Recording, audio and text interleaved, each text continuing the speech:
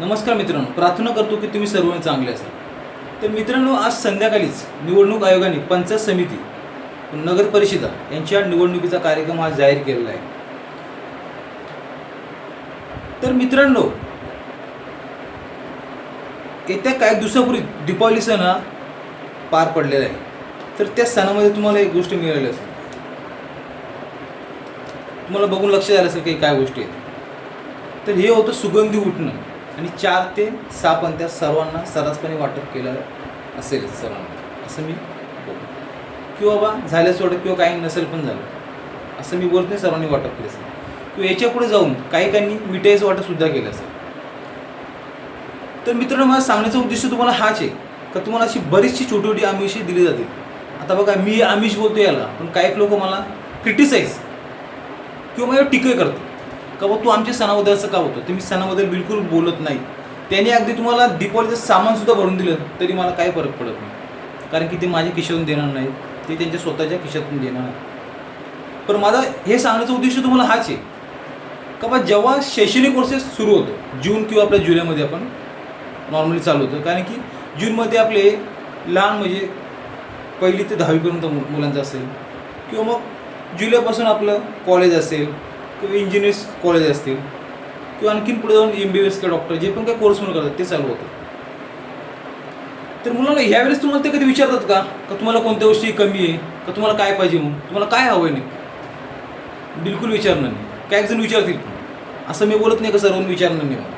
विचारतील, निश्चितपणे विचारतील. जे चांगले खरोखर ज्याला समाजाची जाण आहे, किंवा जो खरोखर समाजाचा म्हणजे ऋण म्हणतो समाजाला, किंवा समाजसेवेने व्रत घेतलेली, तो माणूस निश्चित वाटप करतो. पण याचे बरेचसे दिखाव करतात, देतील 100-200 वायांचा ऑर्डर करतील आणि हा मोठा बोर्ड लावतो भला मोठा अगदी चौकामध्ये, आणि त्याच्यामागे खालतील त्यांचे 4-5 मी त्यांना चेलेचा पडच म्हणून मी डायरेक्टली त्यांचे मोठे फोटो असतील बाबा भाऊकडनं शैक्षणिक साहित्याचं वाटप. तर माझा आज सांगण्याचा उद्देश तुम्हाला असंच आहे का हे लोक अशा गोष्टी वाटप करताना किती जाहिरात करतात. मग हे गोष्टी वाटप करताना जाहिरात केली की त्यांनी कुठेच नसेल बिलकुल केली का कुठे बॅनर लागला होता, फक्त दीपावली शुभेच्छांचा बॅनर निश्चितपणे लावला असेल, आणि तो मी तो लावलाच पाहिजे. आपला भारतीय संस्कृतीमध्ये सणांना खूप महत्त्व आहे, जे इतरत्र कुठेही देशामध्ये नॉर्मली म्हणजे बघितले जात नाही, किंवा सण करतात सारे लोक, नाही करत अशाला भाग नाही, पण तरी पण एवढी बॅनरबाजी होत नाही कुठे. आता तुम्ही सोशल मीडिया सर्वांना ॲक्टिव्ह असतात, त्यामुळे तुम्हाला काही गोष्टी सांगण्याची गरज नाही पडणार मला.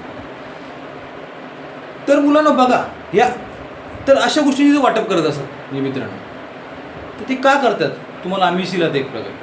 आणि त्याच्या पुढे जाऊन आता थोड्या दिवसातच त्यांचा एक मस्त कार्यक्रम चालू आहे, तो म्हणजे मटणा जेवण आणि मद्यपीसाठी मद्य. तर बघा, मी तुम्हाला काय सांगतोय का तुम्ही यांच्या आमिषाला बिलकुल बळी पडू नका. आणि त्याच्या पुढे जाऊन आणखी जेव्हा 2 ते 4 दिवस बाकी राहतील, तेव्हा बाकी तुम्हाला लक्ष्मीचे दर्शन निश्चित होणार. तेव्हा तुम्हाला विचार दिला बाबा तुमची किती म्हणजे मतदार आहेत बाबा, शोधलं जाईल का तो कुठे कामाला आहे का, त्याला बोलून घे एकदा, किंवा मी त्याची घराची व्यवस्था करतो. सांगतील त्यांच्या कार्यकर्त्याला फोन करून, त्यांच्या जो कोण असेल सोबत असतो नेहमीच म्हणजे त्यासोबत बस त्याला का बा हा असा माणूस किंवा बा हा उमेदवार किंवा आपला मतदार आपल्या मतदारसंघातील हा इथे नाही आहे, त्याला तुम्ही त्याची सोय येण्याची करून द्यायची, ही जबाबदारी तुझी असं कर, बरोबर. आणि त्याच्या पुढे जाऊन 2-3 दिवस बाकी राहिले का मग चालू होणार. हे म्हणजे काय, तर तुम्ही निश्चितपणे समजले असेल, आता तुम्हाला सांगायची गरज नाही. हे म्हणजे मुलांना लक्ष्मी दर्शन. तर बघा, तुम्ही या गोष्टी विचार करा, लक्ष्मी देऊन तुम्हाला किती येतील, 500 येतील किंवा 1000 येतील. मी बोलतो तुम्हाला 1000 रुपये देईल, चला मी बोलतो. हे बघा, मी कुणावर आरोप करत नाही, सर्वांच्यावरती. काही जण असं करतात, काही जण खरोखर विचारे खूप प्रामाणिकपणे प्रचारसुद्धा करतात, किंवा या गोष्टी सर्रासपणे चालत असतात लक्ष्मी दर्शन. तर तुम्ही याचा विचार करा, तुम्हाला 1000 रुपये दिले, 5 वर्षासाठी किती आले तुम्हीच कॅल्क्युलेशन करा. आता 2×5 म्हणजे किती आले, 200 रुपये झाले वार्षिक. वर्षाचे किती आले, 200 रुपये. महिन्याचे किती आले, 16,500 रुपये. बघा तुमची किंमत किती आहे. तुम्ही स्वतःच्या गोष्टीचा विचार करा का तुमची फक्त 16,500 रुपये किंमत आहे का, म्हणजे तुम्हाला किती व्हॅल्यू आहे बघा जरा, तुम्ही विचार करा या गोष्टीवर. जर तुम्हाला त्यांना खरोखर मदत करायची तर मी बोलतो कोणत्या गोष्टी आल्या आहेत आपल्या शाळेत म्हणजे शाळा म्हणजे कसं मध्ये आपल्या परिसरामध्ये आपल्या विभागामध्ये स्कूलची व्यवस्था व्यवस्थितपणे आहे का नाही बघा.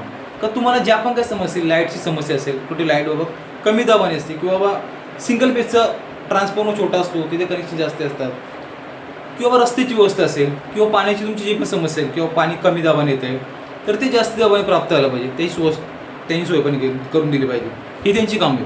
किंवा हल्ली सर्रासपणे परिसरामध्ये एक समाज मंदिर मी तर बोलतो पाहिजेच विभाग, एक ते काय 2-4 असले चालतील. कारण की तुम्ही बघा लग्नाला जागा खूप अपुरी आली, सोसायटीच्या खाली बिलकुल जागा नसते. आपल्या पार्किंग मजबूत करतात, असली काय क्लब हाऊस सुद्धा आहेत काय सोसायटीमध्ये, मी असं बोलतो सर्व ठिकाणी नाही पण तरी कमीच येत नाही. तर तुम्हाला ह्या गोष्टीची तरी व्यवस्था करून दिली पाहिजे, ना की तुम्हाला लक्ष्मी दर्शन, हे त्यांचं काम नाही मुलांना. आणि विचार करा, जर त्यांनी जर तुम्हाला तू एवढे पैसे वाटप करतोय, तो हे पैसे तुमच्यावर निश्चितपणे वसूल करणार, आणि तो कुठून कसं वसूल करणार ही तुम्हाला मी सांगायची गरज नाही, ही गोष्ट तुम्हीच तुमच्या डोक्याने विचार करा. तर बघा मित्रांनो, की बाबा संविधान दिला आपला खूप मोठा अधिकार आहे, हा अधिकार प्रत्येक ठिकाणी आहेच असं नाही आहे. तुम्हाला जर परिस्थिती बघायची असेल तर तुम्ही चीनमध्ये जाऊन बघा, रशियामध्ये सुद्धा जाऊन बघा, किंवा जे पण काय आता इकडे समजा आता सौदी अरेबिया म्हणा, तिथे राज्यशाही पद्धत आहे, तिथं अधिकार आहे का बघा. तुम्ही तिथं असं स्वतंत्रपणे काही ठिकाणी बोलूसुद्धा नाही, बोलूसुद्धा शकत नाही बिलकुल. जर बोलले तर तुम्ही समजून घ्या तुमचं काय होईल. तर एवढा मोठा आपण अधिकार दिला आपल्या संविधानाने, तर त्याचा आपण उपयोग का करू नये, किंवा तो आपलं कर्तव्य एक प्रकारे. आता बघा ह्या अशा ज्या गोष्टी घडतात म्हणजे इल्लिगल किंवा गैरकृत्य हे घडतात, याच्यासाठी म्हणजे आपले जे निवडणूक आहे ते खूप प्रयत्न करतात, भरारी पथकसुद्धा त्यांनी स्थापना केलेत का म्हणजे असे म्हणजे प्रकार रोखले जावेत. पण तरीसुद्धा हे नकळतपणे प्रकार घडत असतात त्यांच्या, पण ते प्रत्येकाला चेकिंग किंवा प्रत्येकाकडे लक्ष नाही ठेवू शकत. हल्ली ही नेते मंडळी सुद्धा खूप हुशार झाली आहे, कसे बाबा कसे काय करायचे ते बरोबर त्यांच्या हिशोबाने ते करतात काय कार्यक्रम करा त्यांना. तर मी तुम्हाला एकच सांगू इच्छितो का तुम्ही असं उमेदवार निवडा का जो तुमच्या जीवनाशी जुळलेल्या समस्या आहेत किंवा जीवनाशी निगडीत समस्या आहेत त्या तुम्हाला सोडवेल, ना की तुम्हाला मग सांगितलं ते. तर बघा मित्रांनो, तुम्हाला माझा हा व्हिडिओ कसा वाटला, मी हा माझा मराठीचा मला वाटतं दुसरा कंटेंट आहे, मला त्याशी कॉमेंट्समध्ये एकाने सांगितलं बघा तू आपल्या मातृभाषेमध्ये कंटेंट कर, आणि स्पेशली हा कंटेंट मी सर्वांसाठी केलेला आहे. तर माझी आपणास हात जोडून नम्र विनंती की तुम्ही हा व्हिडिओ निश्चितपणे तुम्हाला जेवढा शेअर करता येईल तेवढा शेअर करा. भले मला कॉमेंट्स न करू, लाईक न करू किंवा फॉलोसुद्धा करू नका, पण हा शेअर निश्चित करा आणि माहिती सर्वांपर्यंत पोहोचवा बाबा.